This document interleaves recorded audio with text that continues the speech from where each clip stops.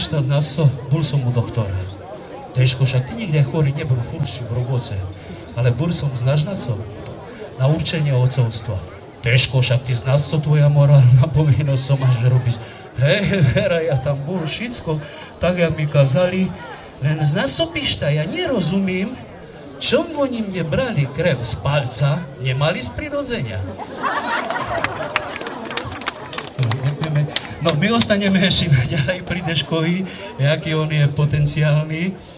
No aj v nasledujúcej pesničke sa spieva Mamko moja, cigánše mi bačí, bo ma šumne kučeravé vlasy.